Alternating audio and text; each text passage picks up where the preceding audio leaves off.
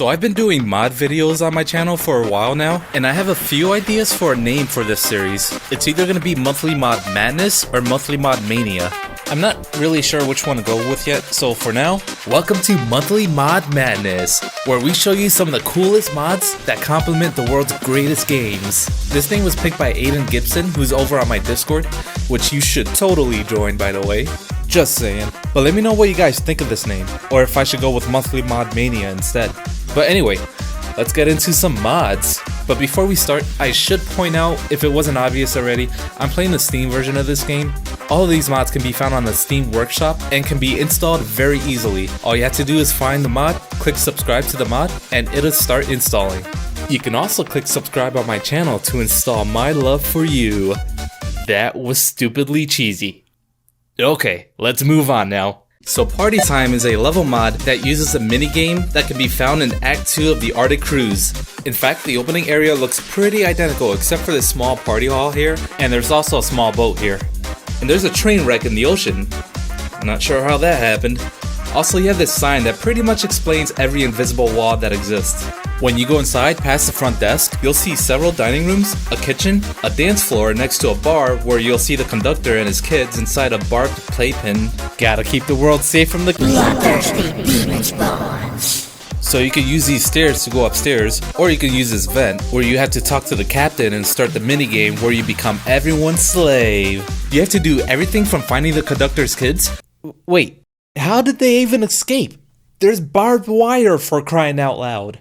To serving the people in the dining room, passing confidential birthday cards. These are, birthday cards for my friend. Please, give him them. Okay.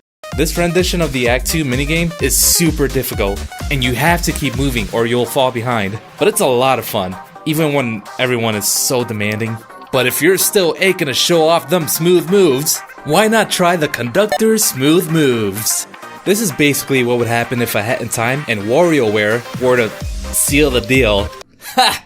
So you play through a series of minigames that give you a simple objective under a time limit. There's a ton of really cool minigames here, and I can only imagine the effort that went into this. You have a lot of neat references here, like Kingdom Hearts, the original Legend of Zelda, and Metroid. Awesome! Finally de-ranking Fox from his top tier in Melee. Come on, Nintendo, we need Pac-Kid for Smash. And then there's a lot of random stuff like appreciating art, kicking cans, Oh, my cans! counting, and even making an entrance.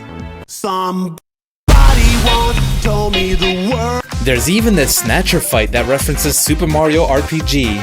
There's a lot of nostalgia going on with this mod, and it really does a great job at capturing a Hat in Time sense of humor. But why not show off your own smooth moves anywhere you want with this Peace and Tranquility badge? This badge allows you to find peace and tranquility anywhere you want. Someone in the comment section told me about this mod, and they also told me about a mod that makes Pac-Kid curse. And no, Pac-Kid's too pure for that. Pac-Kid is pure evil. Also, if you don't want to wipe that smug off your face, ever, try the PermaSmug. You can now bring you and your smug face everywhere, even without the smooth moves. You can now focus the power of Pac-Kid Smug to get you through the toughest levels. But, you know, if that doesn't work, then you still have the Peace and Tranquility badge. But you wouldn't need the Peace and Tranquility badge in the first place, or cursing for that matter, if you didn't have hard levels. Kingdom in the Cloud is a mod that has multiple levels in it, and some pretty amazing music. The music in these levels change as you progress, adding to a more dynamic feel. Each level is numbered, but you can pretty much do them in any order, and they each have their own challenges, like obstacles to get through, such as cannons, flamethrowers, circular saws, and hammers, as well as tons of tricky jumps that utilize the Dweller's Mask and precise platforming on small platforms. One level even mixes some of these dwelling platforming segments with cannons, and if a cannon hits you while your Dweller's Mask is activated, it deactivates, and that's cheating! These levels can be tough, but they aren't unfair, as they do give you hints to keep you moving at a decent pace, and that's pretty nice. But if you're looking for something a little more retro, try Pac-Kid. This mod has 5 levels, and a heck of a lot of pongs.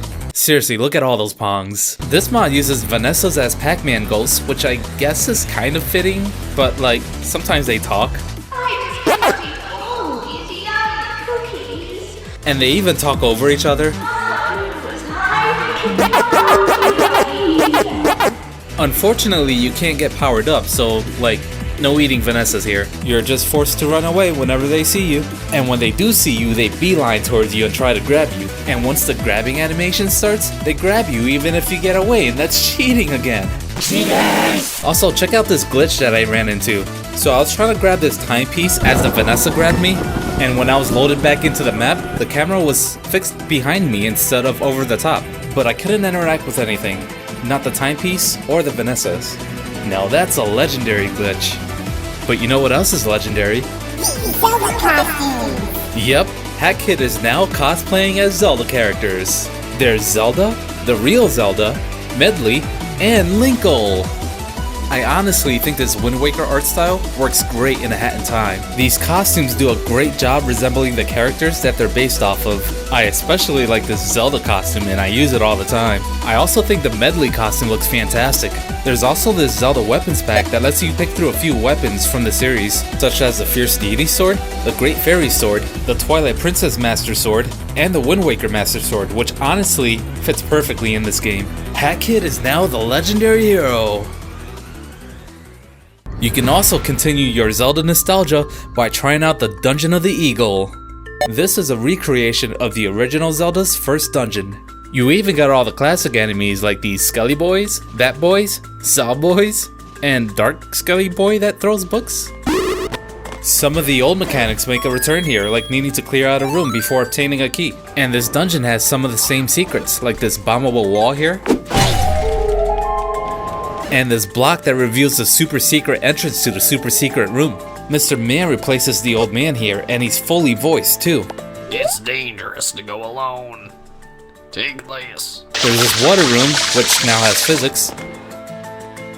And to top it all off, this mod has all the sound effects that you remember from the original game.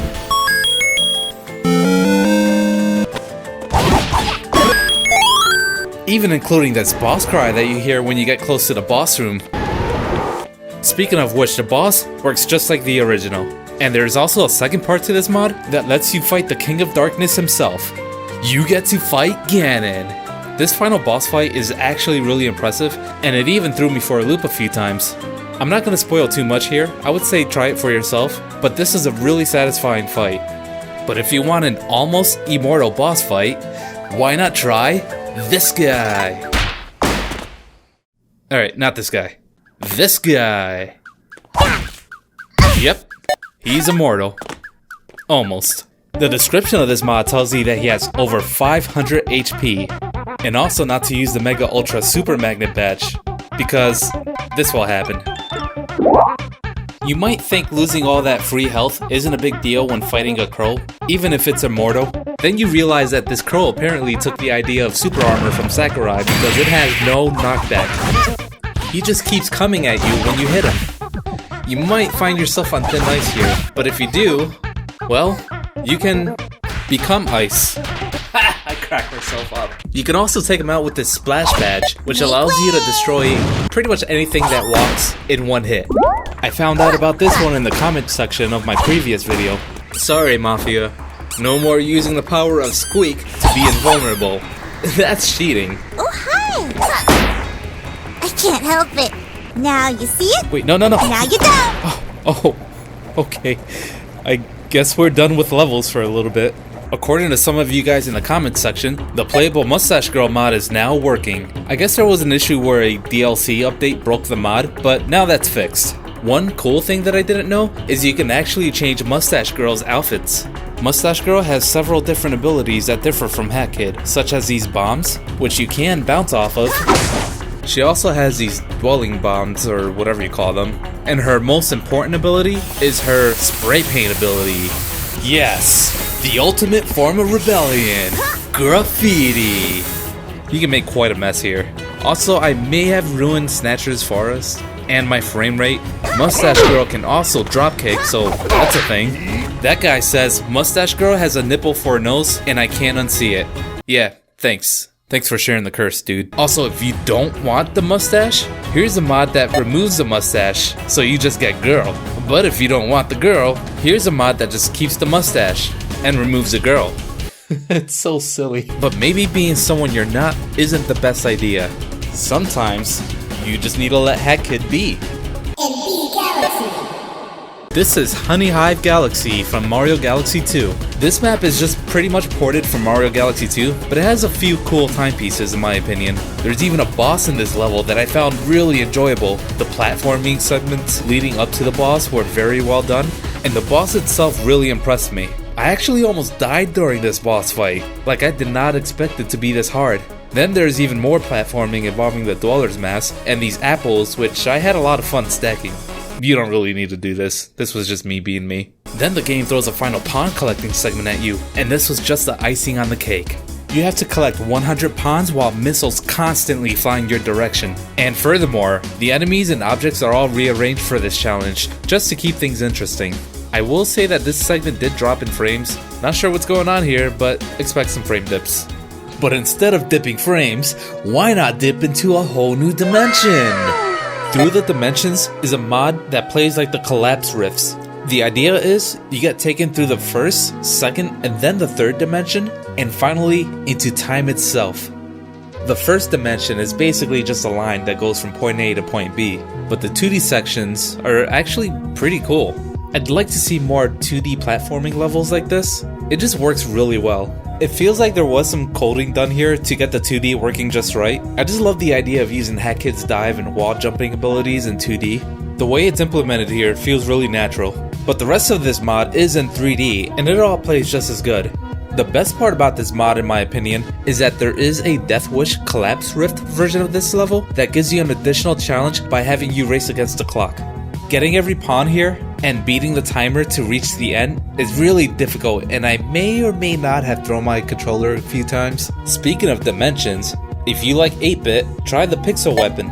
This sword has been fused by the power of retro video games and makes enemies explode in pixels. The pixels themselves are actually 3D. They could have easily just made a bunch of 2D sprites that would have probably looked fine, but they actually went with 3D pixels here, and it honestly looks pretty cool.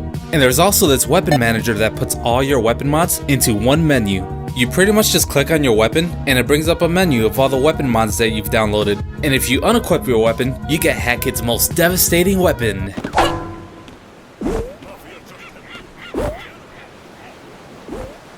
So you may have noticed that I have a ton of Keyblades here. Well, that, my friend, is because these are the keys to my next segue. Seriously, I cracked myself up. CatCube may have took something from Sora.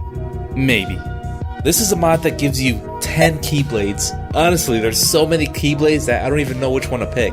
Probably the original since it's more iconic, but there's other cool ones like the Soul Eater, the Dream Rod, which is basically the tutorial rod, and the Ultima Weapon is here too. But if it's Monday, you might have to be at a factory, you know, for work. Just roll with it, I'm setting up for my next segue. This is another cool mod with multiple timepieces. The first timepiece has the place covered in this poison goo stuff, but there's others like a sneaking mission and finding this guy's recipe pieces, which requires you to go underwater. This is something that's not really seen in the main game, so I really appreciate it here. This level has cannons, can-throwing mafias, and this giant crow who apparently also has super armor. But once you're done with Monday, why don't you try Tuesday? More specifically, T-Pose Tuesday. Told you I was setting up for my next segue. Yep, this one does exactly what it says. I mean, it's not Tuesday, but it makes everything T-pose. Except that guy. I guess he didn't get the memo, because he ain't T-posing. What even is this pose? I guess you can have some weird side effects sometimes, but whatever, it's cool. I mean, everything's T-posing and everyone loves T-poses, right? But if that gets too boring, why not try coming in like a wrecking ball? So this one gives CatCube a gold wrecking ball that stays attached to her at all times. It's a bit hard to handle, but can be kind of fun when you get the hang of it. Just be mindful of its presence since it does have collision. Don't let it get in your way. This mod shows how strong Pac-Kid is, honestly, look at her. There's also a level made for this ability, and the creator of this mod was clearly confident in his design, judging by this sign here. I love signs in levels. But this level serves its purpose. It shows you that the ice can be broken with the wrecking ball, and it can also take out enemies. Another thing you can do is you can jump on it and use it to reach places you normally couldn't before. I even got the momentum of the ball to push Pac-Kid further into the air, because that's how physics work in this game. Also, there's this cannon that takes you to the next area here, but we don't need no sticking cannon. Wrecking ball strats, boys.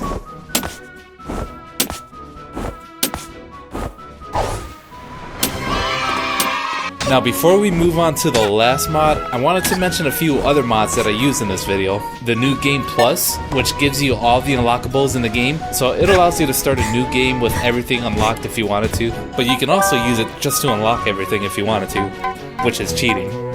Cheaters. Also, the camera anywhere lets you use the camera at times that the game doesn't seem to let you. Like when you're swinging your weapon, the game doesn't let you use the camera, but with this mod, nothing's stopping you. You can also use it without even having the camera badge equipped. And speaking of not having badges equipped, you can use the hide badge mod so that your badges don't appear on your hat when they're equipped, which is kinda nice if you want to take pictures but you don't want the badges showing. And finally, we have the tale of Queen Vanessa. So I wanted to cover this mod a long time ago, but the mod was broken due to an update. Thankfully now the mod is fixed, and I finally get to share it with you guys. So this is a level mod that tells the story of Vanessa before she became the Vanessa that we see in the main game. But in doing so, the level throws in some really amazing original ideas. So you start off in Vanessa's manor, but it's a lot cleaner than you remember. But after going into the first warp capsule, the first thing you'll notice is this yellow zone, and beyond it seems to be this unreachable jump. But continue to explore and you'll see this yellow bubble bell thing, and touching it gives you its power. Huh. Then when you go inside the yellow zone that you saw earlier, Pac-Kid becomes lighter, enabling her to jump even higher, which now allows you to reach the other side that you couldn't before. But then you'll see this blue zone with cleverly placed pungs, and so when you go to collect them, you come to the realization that the color of the zone interacts with the color of the power that you received. This level does an amazing job at teaching you its mechanics and utilizing them throughout the whole level. As you progress, you'll see red zones that take away your color, and these color warp points, including these pink ones which accept any color but changes your color after using it. In my honest opinion, I was so impressed with the ideas that were put into this and the level creation itself that I legit thought that this was a beta map that was taken out of the final game and recreated. But no, this apparently was made for a competition, and I have no idea why it didn't win, because I think this is one of the most amazing level mods and everyone needs to play it. I don't want to spoil too much here, but there are more cool things as you progress, like these crystal switches that let you store your color power, and these transparent paths that activate when you have the right color. Oh, and don't even get me started on the music. It's the levels like this that show that platforming, or video games in general, are a form of art, with the way it tells a story, as well as adding amazing gameplay elements. A Hat in Time is already an amazing game by itself, but I would like to see maybe either DLC or A Hat in Time 2 use some of these mechanics maybe. That being said, I would like to say thank you, Gears for Breakfast, for not following the trends of AAA corporation-like decisions and allowing your fans to show their love for your product and compliment your amazing game.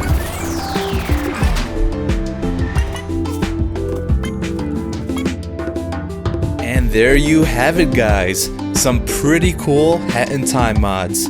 What you're seeing on the screen right now are additional dyes and skins that can be downloaded as well. Also, before I end off this video, I wanted to make a quick apology, as this video was supposed to be out last month, and now that it's coming out so late and DLC is around the corner, we might have some issues with some of these mods breaking until modders can get them fixed. That's a thing that tends to happen after an update, so I would check out these mods as soon as you can. Anyway guys, I hope you enjoyed the video. If you did, please remember to hit the like button on the way out, as it does help out the channel, and I would be very grateful. Breath of the Wild mods coming up next, guys. We'll see you in the next one. Have a blessed day.